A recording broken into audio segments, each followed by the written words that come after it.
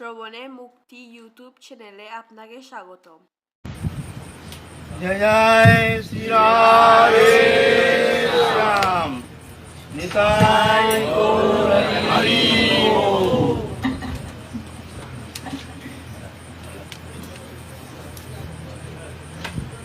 बोल। राधे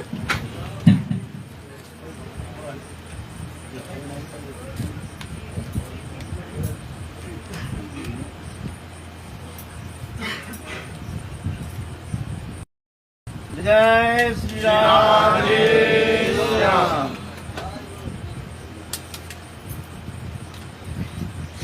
हमारे आलोच्य विषय चल रहा है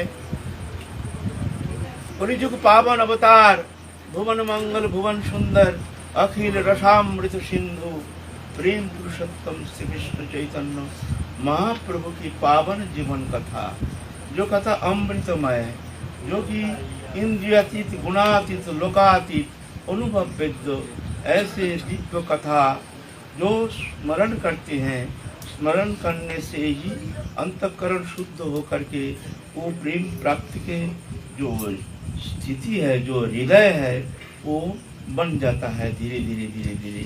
श्रवण मंगलम श्रीमदाततम बुद्धिगणंकिते भूरिदा जना। श्रवण मात्र ही मंगल करने में समर्थ है ये हरि कथा अमृतम। और ये ऐसे महाप्रभु के पावन जीवन गाथा, ये नित्य सत्य सनातन, ये कथा ऐसे साधारण नहीं है। जो महाप्रभु ऐसे प्रेम प्रकट किए हैं इस कलियुग में, झारखंड के रास्ते में महाप्रभु हिंस्र जंतु जानवर आदि को प्रेम प्रदान किए हैं। महाप्रभु जा रहे हैं, शेर, भालू, हरिण आदि महाप्रभु कृपा दृष्टि निक्षेप करते हैं और महाप्रभु के पीछे पीछे सारीबद्ध होकर के प्रोसेशन जैसे महाप्रभु को स्वागत करके आगे ले जा रहे हैं। एक तरफ हरिण, एक तरफ शेर, एक तरफ भालू, एक तरफ ऐसे ऐसे हिंस्र जंतु बंदर आदि सब नाना प्रकार। ये तो इतिहास प्रसिद्ध, ये नहीं कि मैं अपने इष्ट है इसलिए उनके अलग समय वर्णन कर रहा हूँ, बात ऐसा नहीं है। ये तो इतिहास प्रसिद्ध है, सब जानते हैं। जो दृष्टि मात्र से ही महाप्रभु वो प्रेम प्रदान करने में समर्थ थे और दिखाए भी है। जब महाप्रभु अपने प्रेम प्रकाश करना शुरू किए हैं, अपने स्वरूप प्रकटन करना शुरू किए हैं, श्रीवास अंगन में महाप्रभु अपने स्वरूप प्रकट किए हैं, दिव्य भाव दिव्य स्वरूप। ये कोई कल्पना नहीं, ये कोई किंवदंती नहीं, ये सत्य है, इतिहास प्रसिद्ध है। महाप्रभु बुला बुला के सबको अपना स्वरूप दिखाए, देखो मैं कौन हूँ, भ्रम नहीं रखना, मन में कोई संशय नहीं रखना, देखो मैं कौन हूँ। महाप्रभु अपने साधन अनुसार सबको अपना अपना स्वरूप दिखाए हैं। वही महाप्रभु प्रेम पुरुषोत्तम इस कलियुग में करुणा करके अवतीर्ण हुए हैं। जो वृंदावन के दिव्य वृंदारण्य के जो निभृत निकुंज के राधा कृष्ण प्रेम निभृत निकुंज विलास माधुरिमा, जो माधुरिमा दुर्गेय कोई साधन पद्धति के द्वारा वहां पहुंचना या वो रस आस्वादन करना किसी भी अवस्था में संभव नहीं है। वो साधन सापेक्ष नहीं है। अनंत का साधन करके भी वो रस आस्वादन करना संभव नहीं है। जो नित्य निकुंज राधा कृष्ण विलास माधुरिमा, जो राधा रानी एकमात्र राधा रानी वो रस माधुरिमा आस्वादन करते हैं, वो राधा रानी के दिव्य प्रेम रस।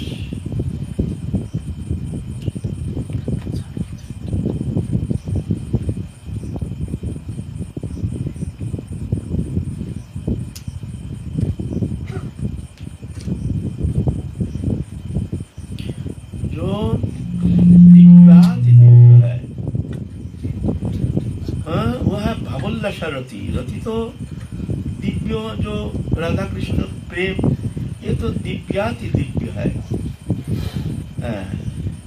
प्रेम का तो बहुत प्रकाश है। दास्य सख वात्सल्य मधुर, मधुर भाव में भी जो माधुर्य रस है, जो कांता भाव है, उसके अंदर भी राधा रानी के जो सहचरी है, उनकी जो प्रेम, ये दिव्याति दिव्य, और उसके अंदर भी सबसे जो निवृत्त निकुंज विलास मधुरिमा आस्वादन करने में समर्थ जो है, वो मंजरी है। राधा रानी के ही स्वरूप, राधा रानी के ही जैसे देखने में, ठीक जैसे राधा रानी है, छोटी सी उम्र में छोटी है, उम्र की भेद है, सखी है। राधा रानी की जो अंतरंग सखी है, इनमें उम्र का भेद है। अपने रस माधुरी आस्वादन के अनुसार अलग अलग उम्र के भेद है। एक है वयस्संधि, एक है नवयौवना, एक है व्यक्त यौवना, एक है पूर्ण यौवना। ये चार प्रकार भेद है। ये जो मंजरी है, यह वयस्संधि, ये जो साधन अवस्था से जो राधा रानी की कृपा प्राप्त करके जो वो स्वरूप प्राप्त करने में समर्थ हो जाते हैं, जो सिद्ध अवस्था में जब ये भौतिक जो प्रकृति प्रदत्त जो जड़ चेतन ग्रंथि ये खुल जाने के बाद दिव्य स्वरूप में स्थित होता है, और दिव्य स्वरूप जाकर के राधा जी की कृपा प्रदत्त मंजरी स्वरूप में विलय हो जाता है। विलय तो पहले से ही होता है, इस साधन अवस्था से ही ये शुरुआत हो जाता है। जब साधक चिंतन करते हैं, अंतर्निहित तो, जो भाव विभावित चित्त में जो अपने स्वरूप चिंतन करते हैं, ये स्वरूप चिंतन एक हमारे साधन का एक विशेष अग्रगण्य है। साधन करते हैं, जुगल चिंता करते हैं, लीला चिंतन करते हैं, लेकिन स्वरूप चिंतन करते नहीं है। ऐसा नहीं, स्वरूप चिंतन वो स्वरूप गुरु ने बताए हैं, गुरु प्रदत्त जो नाम रूप वर्ण स्वभाव वस्त्र अलंकार सेवा कुंज स्थिति आदि जो ये गुरुदेव बताते हैं, वो स्वरूप में उस चिंतन करते हैं। चिंतन के समय ही उसमें वो तदात्मता शुरुआत हो जाता है।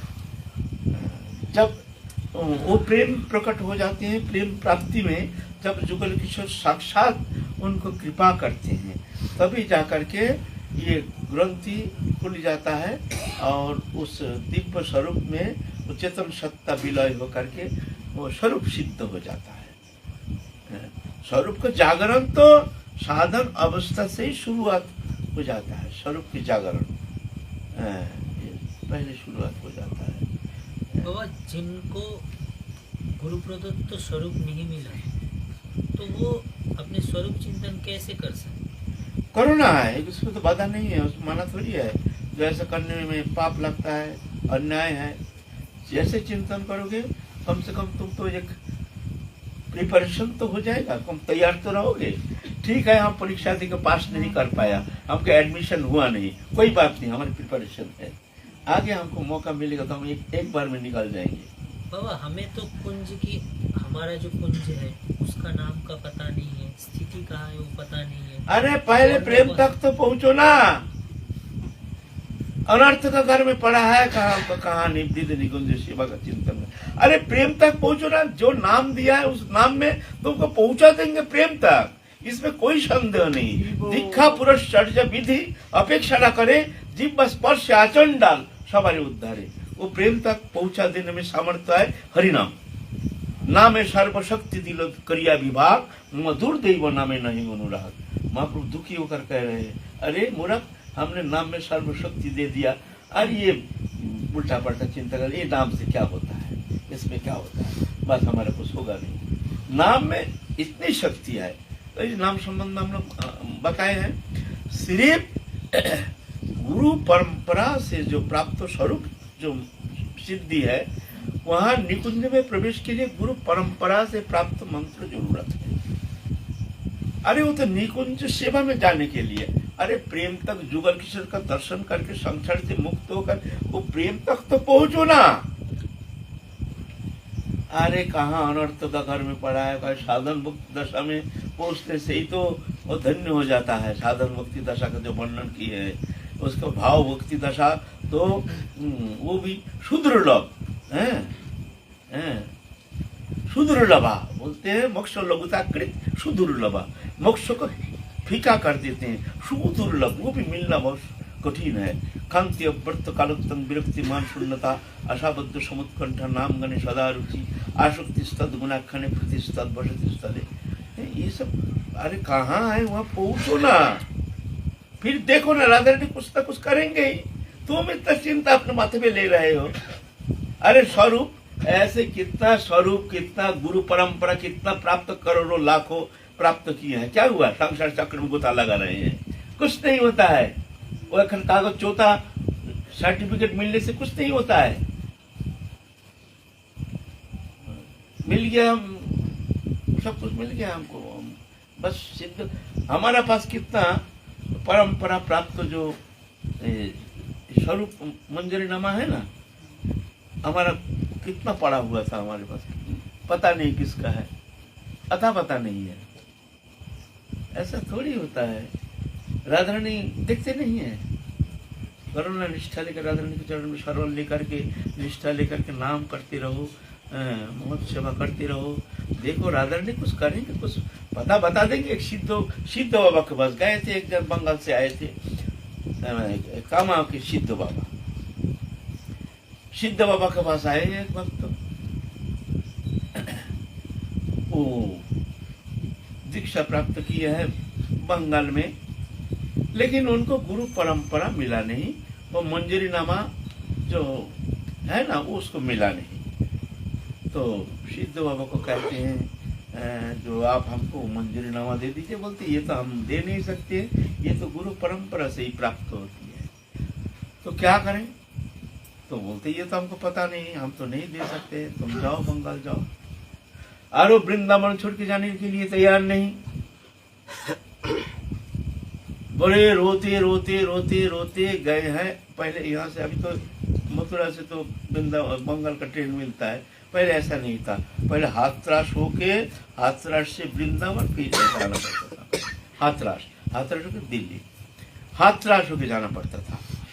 तो वो जा रहे हैं और रो रहे हैं, हे राधा रानी, हे राधा रानी, हम तो बंगाल जा रहे हैं, हमको जैसे यही मृत्यु हो जाए, बंगाल जाने का पहले ही जैसे हमारी मृत्यु हो जाए, वो भी शिकार है। लेकिन तुम्हारे चरण छोड़ करके हम जा रहे हैं, क्या मंजूरीनामा, क्या सब, हम क्या करेंगे इससे?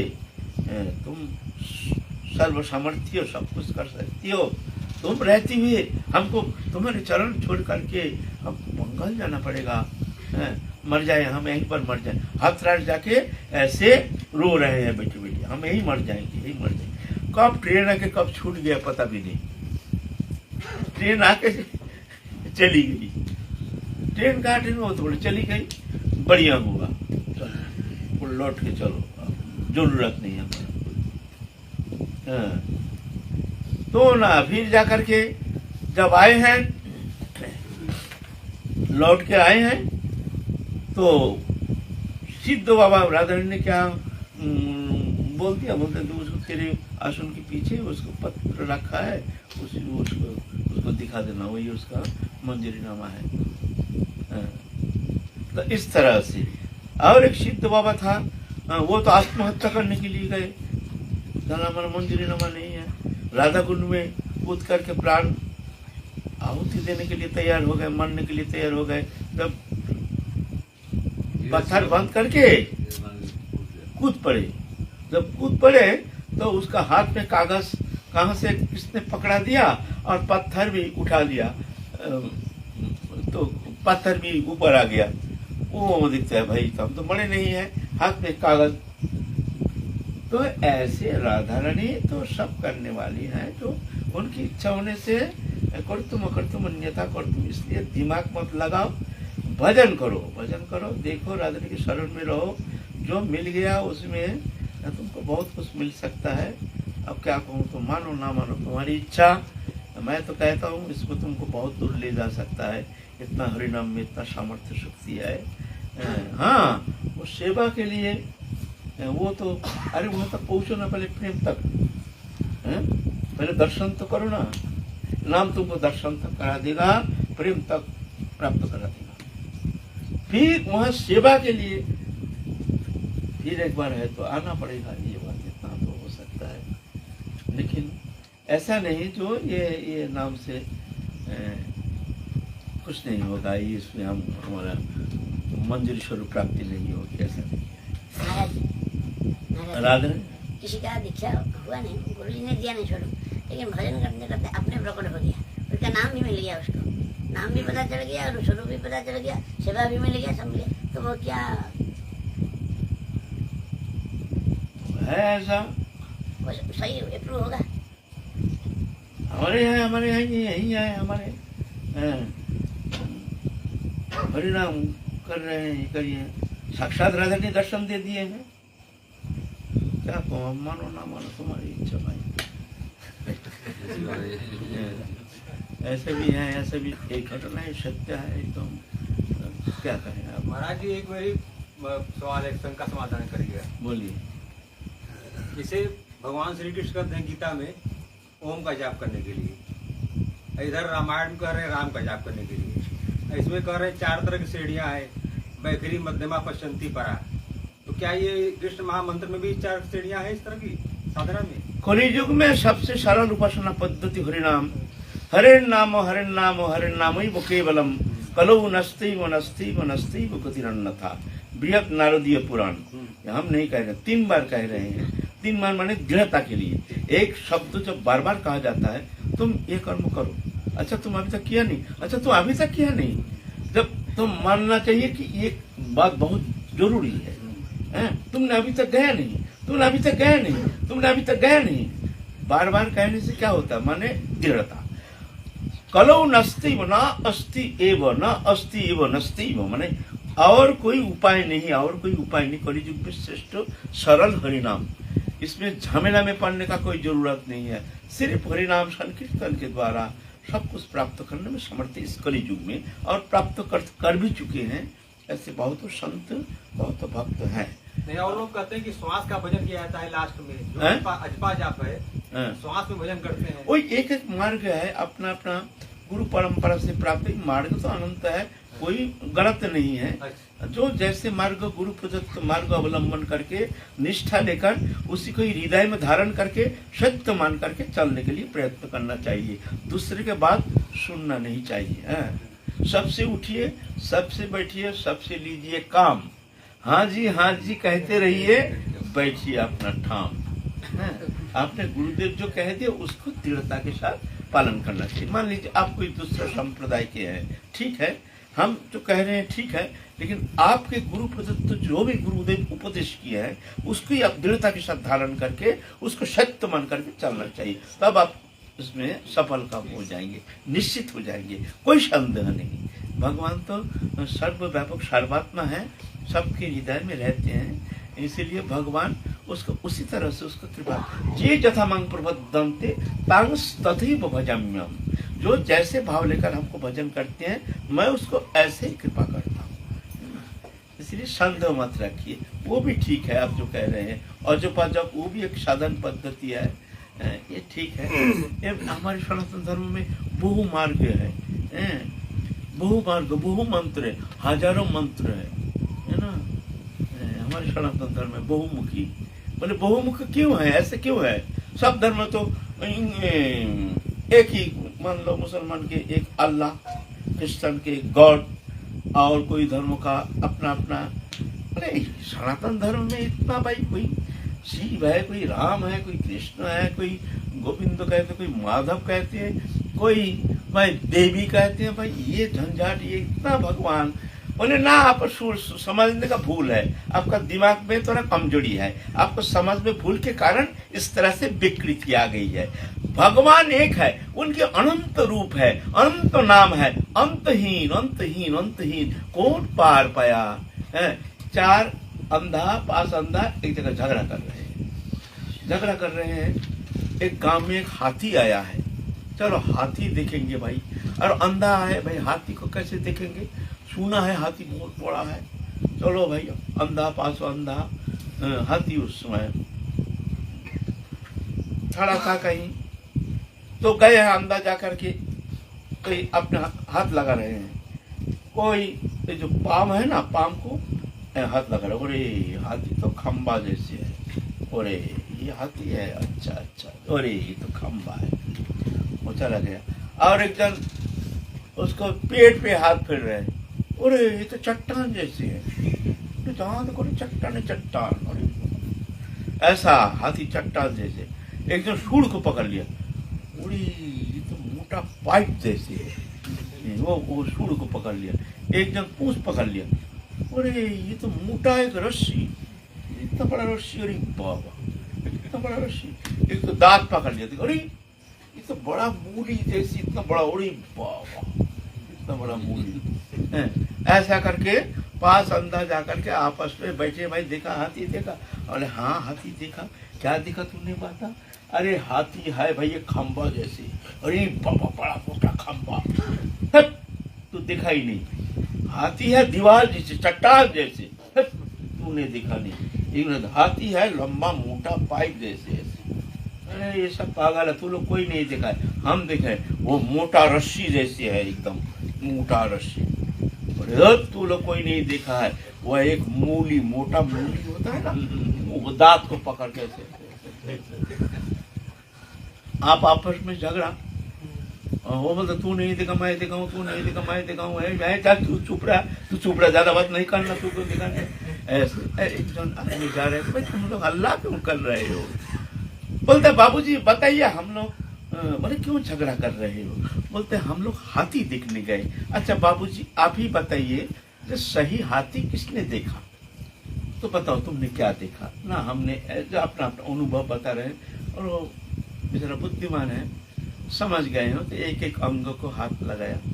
बोलता भाई तुम लोग सभी ने हाथी को देखा है, लेकिन पूर्ण रूप से नहीं, सब मिलाने से जो होता है ना वही है हाथी। तो भगवान अनंत है, उनका कौन पार पाया, शूद्र जी क्या उपासना करेंगे।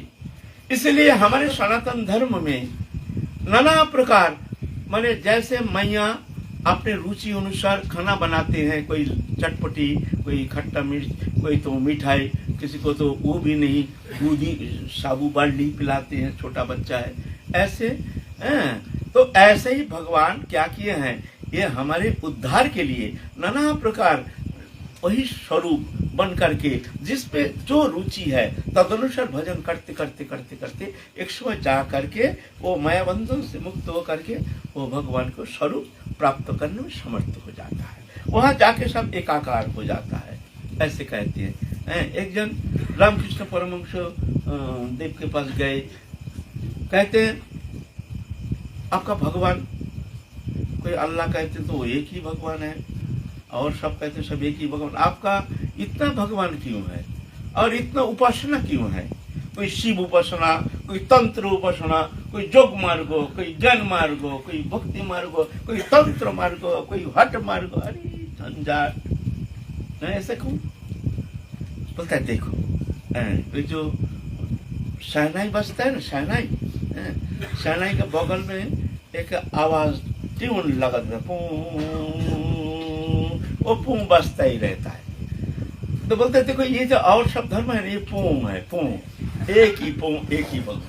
हमारे ना भगवान अनंत है ना, इसलिए अनंत राग रागिनी हो शहनाई में बज रही है, अंतहीन हो ऐसे ही शहनाई है, नाना प्रकार राग रागिनी अनंत अंतहीन ऐसा। अथवा बहु नहीं तेन किंग कहते न तब अर्जुन विष्ठभ्यहम इदं कृतस्नुमिकांक्षलुस्कृत जगत। अर्जुन मैं तुमको क्या अपने वैभव बताऊं, सुनो, ये अनंत कोटि ब्रह्मांड जितना देख रहे हो मैं एक कण में धारण करके रखा हूं, क्या मैं बताऊं आपने।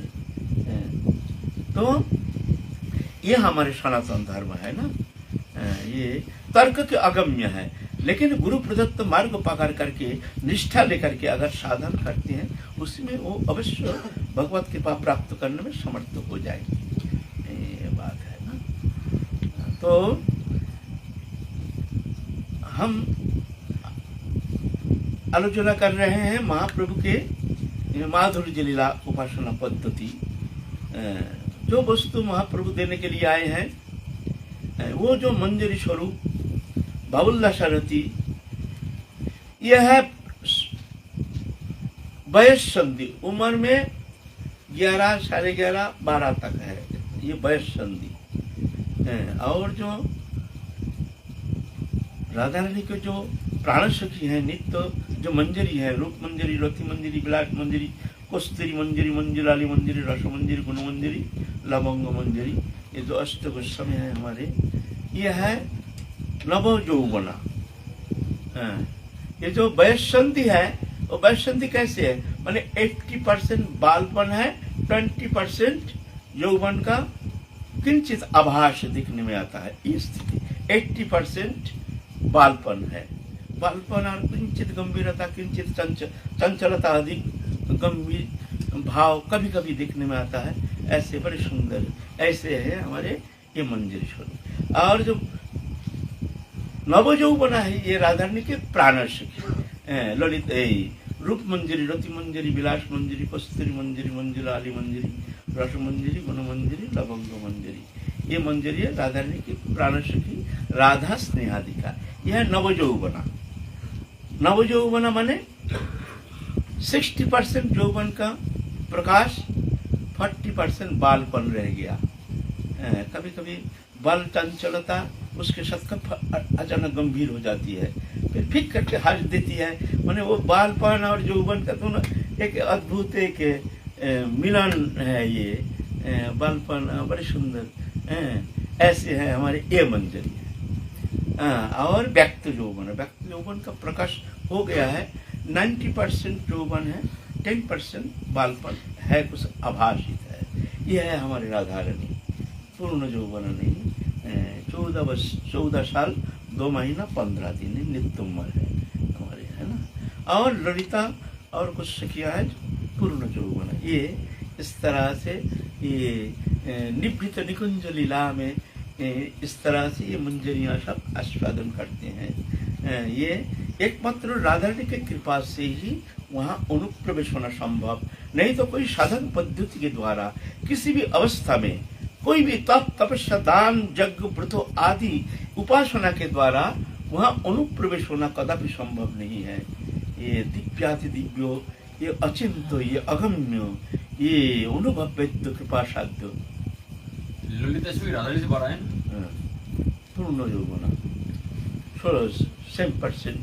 अच्छा, एक दिन क्या हुआ, ये मंजरी जो है ना राधा रानी के साथ रहती है हर समय 24 घंटा।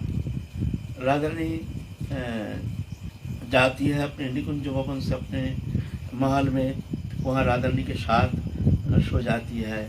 राधा रानी जागती है, उनको स्नानागार में ले जाती है, राधा रानी को स्नान कराती है, फिर जाके समस्त सेवा, अंग सेवा, निभृत अंग सेवा, जो अंग सेवा तो बहुत दूर की बात है, जो चिंता भी कर नहीं पाएंगे ऐसे कोई वहाँ अनुप्रवेश किसी का है नहीं। स्नानागार में लेकर के राधा रानी को इस तरह से मंजरी अपने इच्छा अनुसार किस तरह से उनको स्नान कराएंगे, कैसे वस्त्र पहनाएंगे, कैसे श्रृंगार करेगी, ये सब उनकी इच्छा, अपनी इच्छा, राधा रानी की इच्छा नहीं।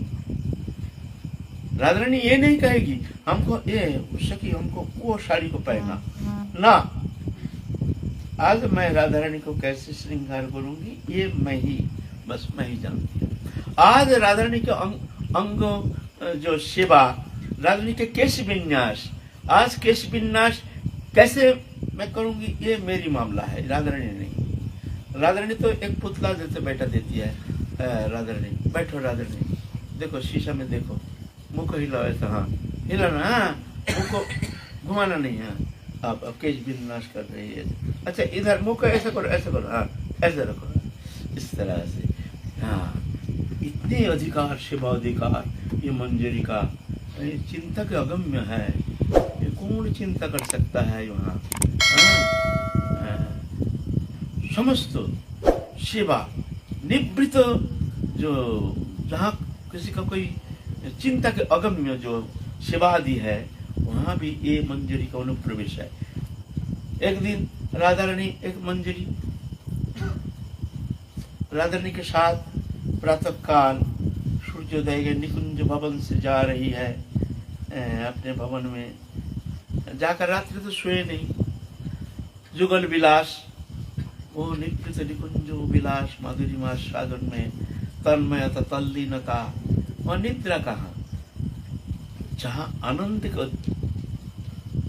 जहाँ आनंद के अतिशय, वहाँ निद्रा थोड़ी रहती है।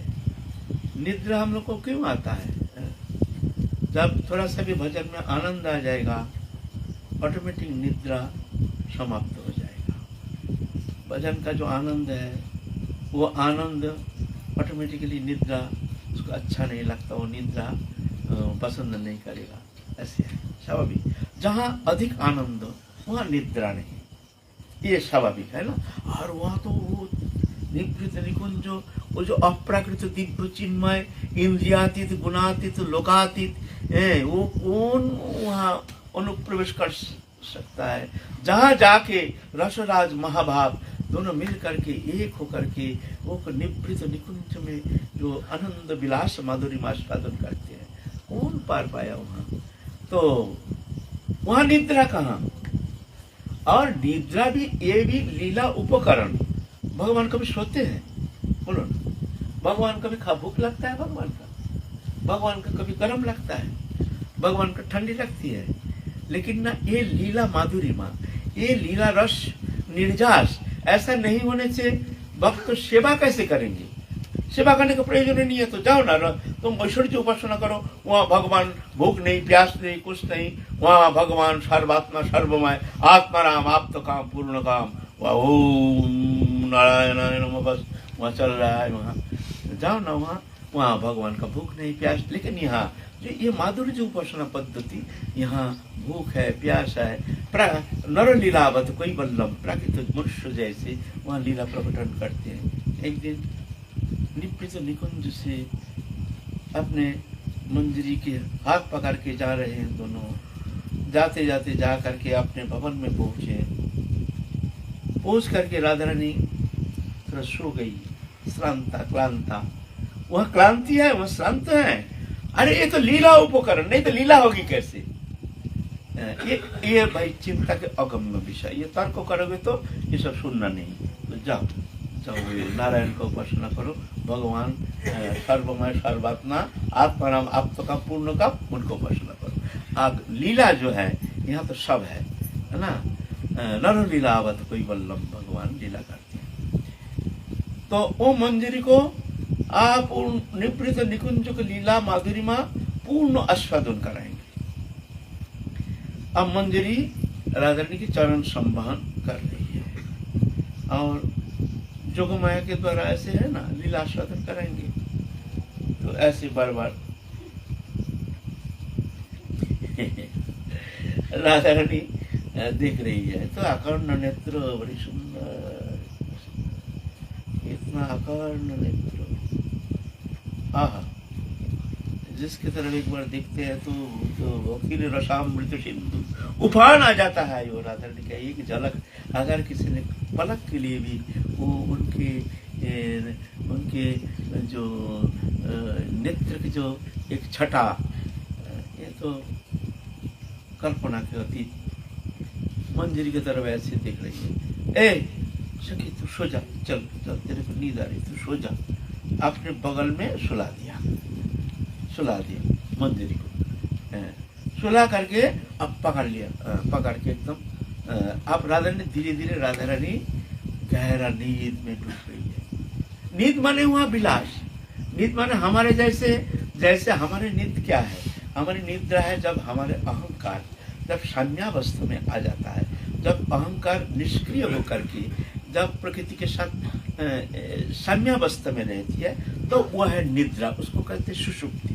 जब अहंकार किंचित जागृत रहता है तो वह स्वप्नावस्था, और अहंकार जब पूर्ण जग जाता है वह है जागृति अवस्था। जागृति, स्वप्न, सुषुप्ति।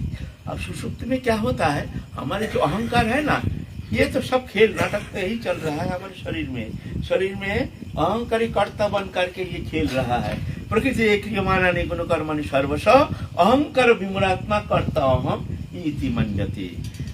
वो अहंकार के कारण अपने को कर्ता मान करके कर्म का शुभ शुभ फल भोगता है। ये नाटक चल रहा है हमारे अंदर, है ना। लेकिन वहाँ ऐसा नहीं है। वहाँ जो सो जाते हैं निद्रा, वहाँ निद्रा भी वो एकदम निकुंज विलास की चरम मधुरिमा स्वादन में निमग्न हो जाते हैं वहाँ राधा रानी। तो राधा रानी तो एकदम निद्रा में ऐसे वही निवृत निकुंज लीला विलास की चरम परिणति अवस्था में डूब गए, और मंजरी को कृष्ण भ्रम हो गया राधा रानी की। मंजरी को कृष्ण भ्रम, आप मंजरी को ठीक उसी तरह से, और मंजरी को सोए नहीं, मंजरी सोएंगे कहाँ, चरण में चरण दे करके समस्त अंग से एकदम चिपक करके मुख में मुख दे करके ऐसे ऐसे लीला रस आस्वादन करा रहे हैं उन्हें, निकुंज लीला के निवृत रस मधुरिमा आस्वादन करा रहे हैं मंजरी को। चिंता कर सकते हो कौन सा साधना हम करने आए हैं यहाँ ब्रज में। ब्रज उपासना जो मंजरी भाव हमारे उपासना के प्राण केंद्र है। क्या देवदेवी वस्तु पदार्थ में आसक्त है, इसमें रम रहे, इसमें आनंद ले रहे हैं। तो यह है मंजरी उपासना। बड़े बड़े जोगिंद्र मुनिंद्र आदि जो ये इसका एक छटा प्राप्त करने में समर्थ है। ये मंजरी भाव उपासना की एक छटा, किंचित छटा, ये एकमात्र राधा रानी की कृपा धन्य जो मंजरी है, वही जा करके वो निवृत निकुंज रस मधुरिमा स्वादन करने में समर्थ हो सकती है। इसीलिए चाहिए शरणागति, समर्पण। राधा रानी शरणागति होनी चाहिए। तो इधर सनातन गोस्वामी आए हैं, राजमंत्री सनातन समस्त परित्याग करके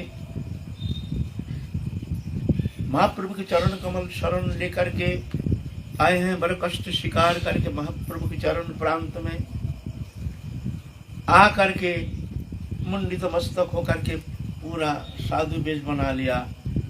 महाप्रभु के चरण में बैठ करके प्रार्थना कर रहे हैं, प्रभु हमारे कल्याण के लिए आप उपदेश कीजिए, हमारे लिए क्या करणीय है, साध्य साधन तत्व मैं तो मेरे को पूछना आता नहीं है, आप कृपा करके हमको इस विषय में हमको उपदेश करो। तो महाप्रभु वहाँ जीव तत्व से लेकर के फिर भगवत तत्व तक वर्णन किए हैं। भगवान पूर्ण ब्रह्म सनातन कृष्ण अखिल रसामृत सिंधु, ईश्वर परम कृष्ण सच्चिदानंद विग्रह अनादिरादि गोविंद सर्व कारण कारणम। और उनके ही सब अंश कला आदि जो है उसका वर्णन किए हैं। उनके कितने अंश, कितने कला, कितने हैं, ये सब विस्तृत रूप में वर्णन किए हैं। फिर साधन तत्व संबंध में वर्णन करते हैं, उन साधन प्रक्रिया के द्वारा वो स्वरूप प्राप्त करने में समर्थ हो सकते हैं। इस विषय में महाप्रभु सनातन गोस्वामी को उपदेश करते हैं। पहले तो कहते हैं साधु संग महत संग बिना, महद संग बिना कोनो कर्मे भक्ति न है, कृष्ण भक्ति दूरे रहु संसार ना जाए खाए। महत कृपा, महत पुरुष की कृपा, भ्रमित भ्रमित कोनो भाग्यवान जीव गुरु कृष्ण प्रसादे पाए भक्ति लता भी। भवाप वर्ग भ्रमतांग यदा भवित जनश्च तरच्युत सत्समागमो सत्संगम जौर्ये तदैव सद्गतो परावर्षित जायते रति। ये भव सर्ग उपवर्ग को भ्रमण करते करते जब कभी ऐसे दृष्टा पुरुष महाप्रभु की कृपा पुष्ट राधा रानी की कृपा धन्य कोई ऐसे दिव्य पुरुष उनके संग मिलता है, तब उनके कृपा से जाकर के उसको वो भक्ति लता भी मिल जाता है। फिर महत संग ही प्रधान है। महत संग पहले साधु संग, साधु संग सर्वशास्त्री कह लव मात्र साधु संग सर्वसिद्ध है। साधु संग जब गुरु कृपा प्राप्त हो गया है तब साधु संग चाहिए। पहले भक्ति संतन कुरु संग, संतन कैसे संग, कैसे संग, संग सबका थोड़ी होता है, संग सबका होता नहीं है। सजातीय स्निग्ध महत्तर अनिंदु के 4 गुण रहना चाहिए तब उनका संग करना, नहीं तो संग नहीं करना। दूर से प्रणाम करना, सेवा करना, आदर करना, दक्षिणा देना, दक्षिणा दे करके नमस्कार करके विदाई कर देना। संग नहीं, संग माने संग किसे कहते हैं? उठना बैठना, इसको संग नहीं कहते। संग कहते हैं जिस संग से हमारे भीतर उनके भावना का अनुप्रवेश होता है, माने उनकी चिंताधारा, उनकी विचारधारा का अनुप्रवेश होता है, उसको संग कहा जाता है। अगर ऐसा नहीं होता तो उसको संग कहा नहीं जाएगा, है ना। तो पहले साधु संग, साधु संग। साधु कौन है? तितिक्षव कारुणिक सुहृद सर्वदेही नाम अजात शत्रु शांता साधव साधु। तितिक्षव, तितिक्षा हर्ष विषाद मान अपमान शीत उष्ण सुख दुख लाभ हानि, इसमें समचित्तता समभाव करते हैं जो वो साधु है। कारुणिका, सबके प्रति करुणा। करुणा किसे कहते हैं? दूसरे का दुख देख करके उस दुख दूर करने का हार्दिक जो इच्छा, उसको कहते हैं करुणा। करुणा वही प्रकार जो है उसको कहते हैं दया। दया और करुणा में भेद क्या है? दया और करुणा दोनों में भेद क्या है बताओ?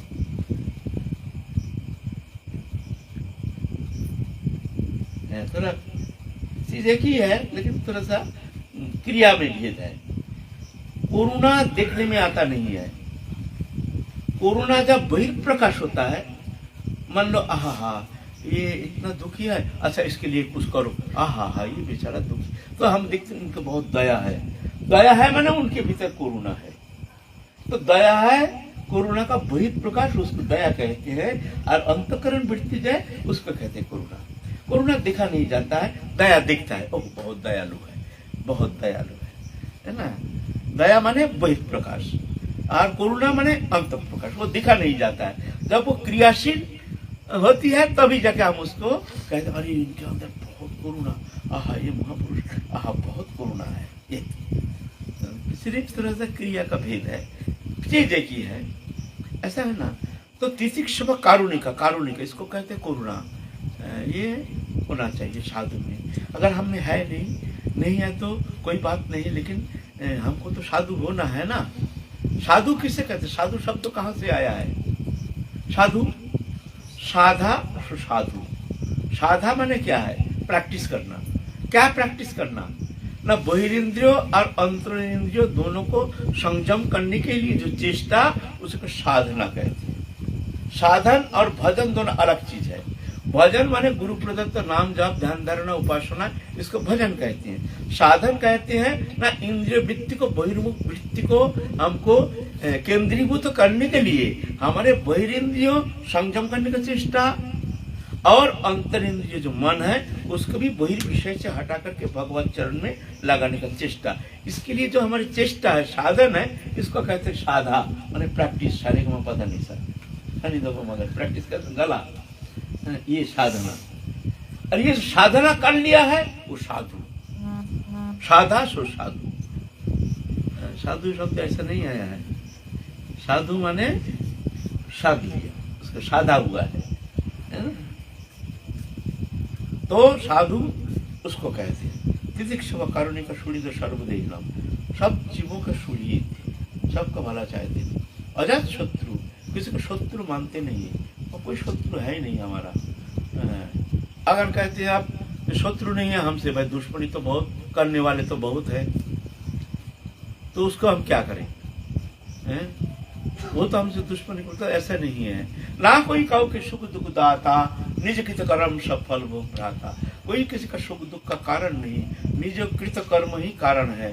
कोई हमको दुखी कर रहा तो समझना चाहिए हमारे कृत कर्म कारण है, वो कारण नहीं है। कभी हमने किसी को सताया था जिस कारण ये फलस्वरूप हमको ये दुखी कर रहा है, ये माध्यम है, ये कारण नहीं है। कारण तो हमारा कृत कर्म। ऐसे जान करके उनके प्रति नाराज नहीं होना चाहिए ना। ठीक है, जब तक हमारे कर्म संस्कार है तो ठीक है, ठीक हो जाएगा। ऐसा है, इसको कहते हैं कारुणिका। सुहृद सर्वदेही नाम, अजात शत्रु, किसी का शत्रु मानते ही नहीं हो, और वास्तविक शत्रु किसी का है ही नहीं, कोई किसी का शत्रु नहीं। दुश्मन तो हम पैदा करते हैं, हमारे व्यवहार ही कारण है। जब हम स्वार्थ लेकर के किसी से जब अपने व्यवहार प्रतिक्रिया, जब विरूप प्रतिक्रिया होती है तो वो हमारे दुश्मन बन जाता है। वो थोड़ी हमारा दुश्मन है, मैं ही कारण हूं। आपको कोई, आपका कोई दुश्मन है ना, आपका बहुत निंदा करता है, आपका खूब हानि पहुंचाने के लिए कोशिश करता है, माने आपसे बहुत ही वो नाराज है, ऐसा कोई व्यक्ति आप चुन लीजिए। अगर आपको कहा जाए अच्छा वो तुम्हारा दुश्मन है, तुम्हारे भावना उनके प्रति क्या है, तुम उनको मित्र मानते हो, तो मेरा दिल कहेगा नहीं, हम उसको प्यार नहीं करते हैं, हम भी उसको द्वेष करते हैं, है ना। ये अपने भावना का प्रतिक्रिया। जैसे शीशा है, शीशा में अपने मुंह को जिस तरह से हम दिखाते हैं, उसी तरह से संसार भी जो है ना, ये हमारे भावना का एक प्रतिक्रिया विशेष, ये हमारे भावना का प्रतिक्रिया। वो हमारे ना मित्र है ना दुश्मन है, हमारे भावना से मित्र हम बना लेते हैं, हमारे भावना से हम दुश्मन बना लेते हैं।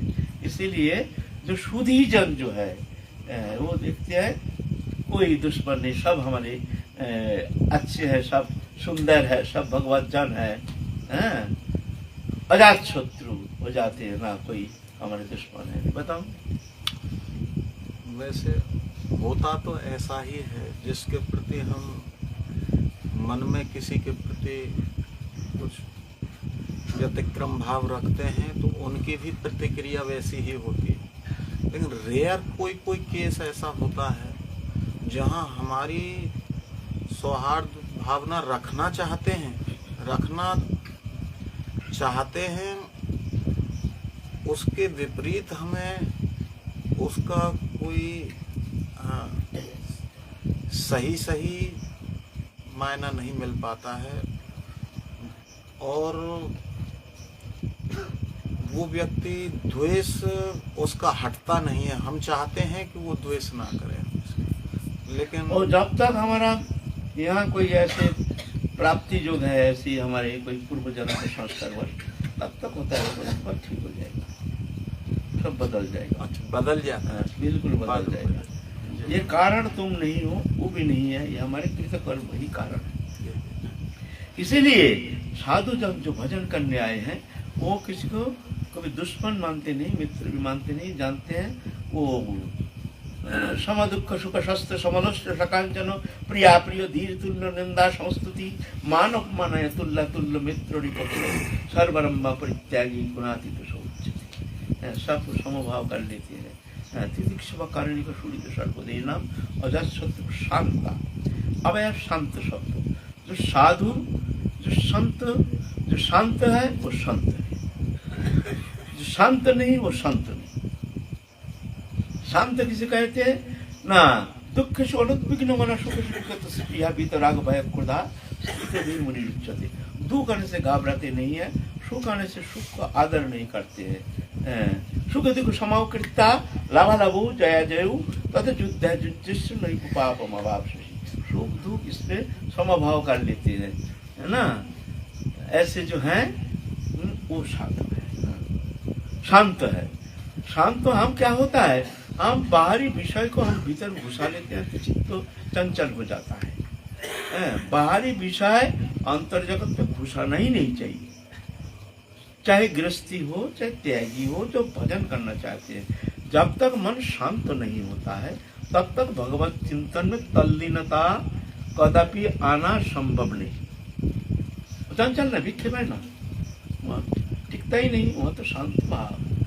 तब जाकर के ना वहाँ तुम्हारे गति, तुम्हारे चलना शुरुआत हो जाएगा, मगर चलना ही शुरुआत नहीं। शांत कोई गाली दिया, अरे दिया तो क्या हुआ, तो उसको तुम भीतर क्यों घुसा रहे हो। हमको गाली दे दिया, हमको गाली दिया, हमको ऐसे शब्द बोल दिया, उसके ऐसे ही हिम्मत हो गया, क्या जानता है हमको। लो अरे भाई घुसाया क्यों। एक जन बोला आपको ना फलाना ने गाली दिया, बोले हमको गाली दिया, अरे बुरी तरह से गाली दिया आपको, हमको गाली दिया, हाँ आपको दिया, हमको दिया, अरे हाँ आपको दिया, हम खुद अपने कान से सुन के आया, हमने लिया ही नहीं और दिया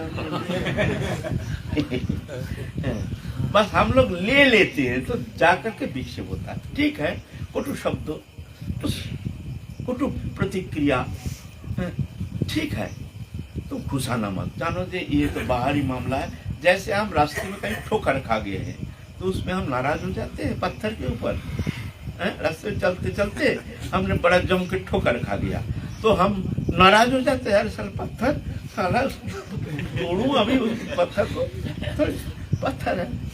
ऐसे ही जानना, कभी कारणवश किसी ने, कोई घर के मेंबर हो चाहे बाहर के मेंबर हो, कोई हो, ऐसे थोड़ा सा कोई कारणवश कोई शब्द कह दिया, कोई व्यवहार हो गया, उसको जानना ये बेकार, इससे हमें लेना ना देना, दुनिया का मेला ये है शांत भाव। इस शांत भाव, इसके लिए साधना जरूरी है। विचार पूर्वक मन में बाहरी भगवत विषय छोड़ करके दृश्यमान जागतिक वस्तु पदार्थ विषय जो विकार है, किसी अवस्था में हमारे अंतर जगत में अनुप्रवेश होनी नहीं चाहिए, तो है शांत, ये शांत भाव। ये जो है तो जाके ऐसे साधु संग होना चाहिए, साधु संग होना चाहिए। किसी घर परिवार में रहते हैं और क्या होता है कि एक ही परिवार में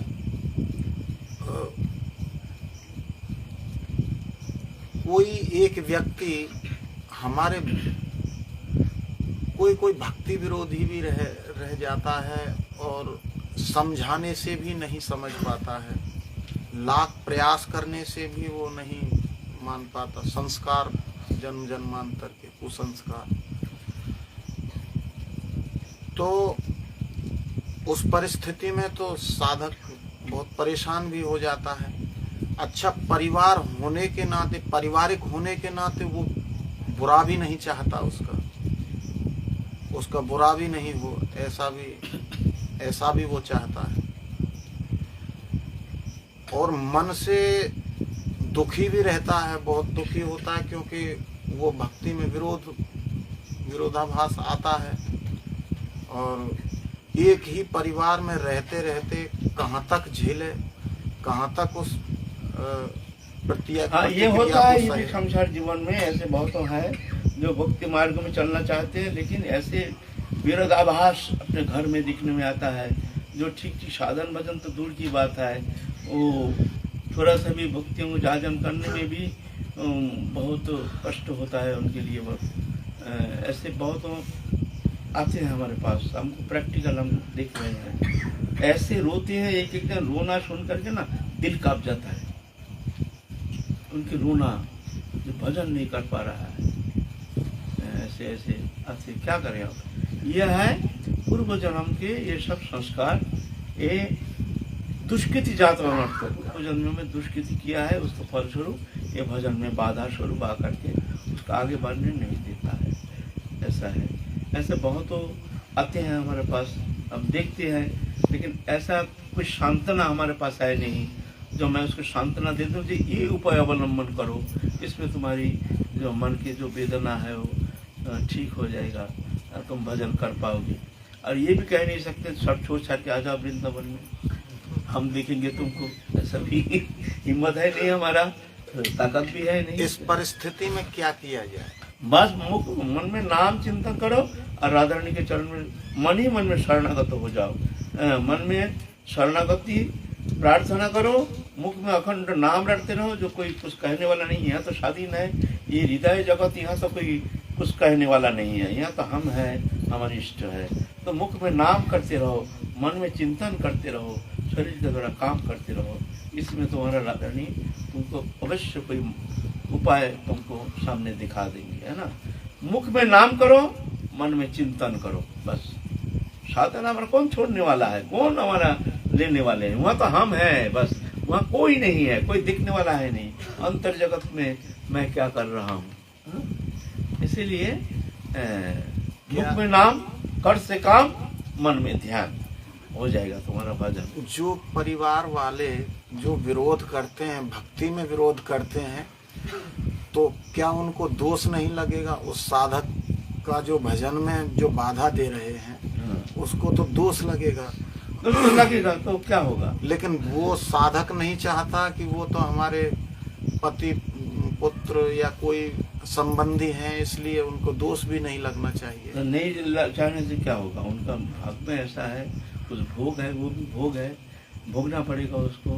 कोई बहाना करके कोई कारण बन जाता है जो कि संसार चक्र में घूमता है। उस तीव्र भोग लालसा है जो कि एक बहाना बन करके चला जाता है संसार चक्र में।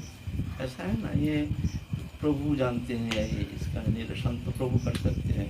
नहीं, भक्त अगर क्षमा कर दे उनको, क्षमा करने से भी काम नहीं चलेगा। क्षमा करने से उनके चरण रेणु जो है वो क्षमा नहीं करते हैं, वो भगवान भी सहन नहीं करते हैं। कृष्ण स्वभाव अज्ञेर दोष न भक्तिर स्वभाव अज्ञेर दोष क्षमा करे, कृष्ण स्वभाव भक्त निंदा सही देना पड़े। संत के स्वभाव है, अज्ञ जो है उसका स्वभाव को क्षमा कर देता है, लेकिन कृष्ण स्वभाव भक्त निंदा सही देना पड़े, बोलते भगवान को सहन नहीं करते। भक्त बनते हैं ना भगवान। प्रहलाद जी का एक जो चरित्र आता है उसमें श्रीमद् भागवत में, तो उन्होंने भगवान से अपने पिता के लिए, पिता की सदगति के लिए प्रार्थना की थी। तो क्या वो संबंधी होने के नाते कुछ तो, हाँ, अगर पुत्र है, कन्या है, कोई भी घर में भक्त हो, परम वैष्णव है, तो चाहे वे कुछ भी करे, उनकी प्रगति से, भक्ति मार्ग में प्रगति से वो राधारानी उनको क्षमा कर देते हैं। उनका पिता माता जो है वो क्षमा कर देते हैं। जैसे सुरुचि इतना फटकारा है इसको, ध्रुव महाराज को आखिर में अंतिम समय में जब जाएंगे नित्य लीला में प्रवेश करेंगे, उस समय बोलते हम तो नहीं जाएंगे, हमारे माता पिता, हमारे माँ सुरुचि, उनकी गति क्या होगी? माँ के कारण तो हम आज भगवत प्राप्ति करने में समर्थ हुए हैं। माँ अगर उस समय हमको ऐसे फटकार ना देते, ऐसे कठोर शब्द प्रयोग नहीं करते, तो हम भजन करने जाते नहीं। हम भजन करने गए हैं, हमारी भी माता के कठोर शब्द सुन करके, तो वो तो हमारे गुरु है, हम नहीं जाएंगे। हमारा माँ का गति क्या हुई है? संत है ना, लोग कहते हैं कि नहीं देखो, वो देखो तुम्हारे आगे जो रथ है, उस रथ में तुम्हारे पिता माता सब जा रहे हैं, आगे पुष्पक विमान में जा रहे हैं। ऐसा होता है। जब मीराबाई को कष्ट दिया था विक्रमादित्य ने, तो मेड़ता के लिए जब जा रही थी, तो उन्होंने सारे जो अपराध थे उनको उन्होंने कहा था कि मेरे मन में कोई तुम्हारे प्रति किसी तरह का कोई भाव नहीं है। और भक्त तो क्षमा कर ही देते। हाँ, भक्त जो है तो किसी का दोष देखते नहीं, बोलते हर स्थिति में देखते हैं सब कृतकर्म का कारण मैं हूँ जान करके, किसी का दूसरे का दोष देखते ही नहीं, क्या भक्त का स्वभाव है। अच्छा, तो अभी समय तो हो गया, थोड़ा साधु संघ के बारे में थोड़ा सा बोल दूँ। साधु संघ करने के लिए सजातीय होनी चाहिए, माने मैं जो भजन, हमारे भजन पद्धति है, मान लो हम राधा कृष्ण जुगल उपासना, मंजरी उपासना पद्धति, ऐसे सजातीय साधक होना चाहिए। सब साधना में ही महत पुरुष है, ऐसे नहीं जो हमारे संप्रदाय में ही महत पुरुष है, ऐसे नहीं, सभी संप्रदाय में अलग अलग महत पुरुष है। लेकिन जो महत पुरुष है ना, सजातीय होनी चाहिए हमारी, जो हमारे जुगल उपासना। कभी कभी नहीं तो और संग करें, कोई रामानंदी हो, हमको जुगल उपासना राधा कृष्ण उपासना है, कोई ब्रह्मज्ञानी हो, कोई और ऐश्वर्य मार्गी हो, कोई तंत्र मार्गी हो, तुम उनके संग करोगे तो तुमको ऐसे महसूस होगा, हो सकता है जो हमारी उपासना शायद ठीक नहीं है, क्योंकि इनका ये अच्छा है, दम है। किया हरे कृष्ण करते नहीं किया, वो बम क्लीन क्लीन हम ज्यादा है, हमारे तो क्या हरे कृष्ण ऐसे भी है। हरे कृष्ण महामंत्र, ये क्या मंत्र, ओम बम क्लीन क्लीन ओम फट बस ऐसे 10 बड़ा दे करके जाओ, इसको जपो, बड़ा खुशी हो जाएगा, बड़ा बहुत खुश मिलेगी। ये तो है ना। लेकिन ये हरि नाम प्रेम प्रदायिनी शक्ति महामंत्र, इतना सरल सहज उपासना पद्धति महाप्रभु ने प्रदान किए हैं। तो सजातीय होना चाहिए और स्निग्ध होना चाहिए। स्निग्ध माने क्रोधित नहीं होते हैं।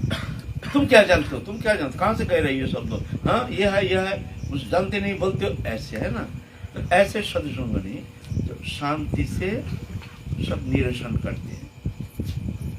महत्तर माने ऐसे नहीं किताबी विद्या वाला साधु होने से काम नहीं चलेगा। किताबी विद्या का यहाँ काम नहीं।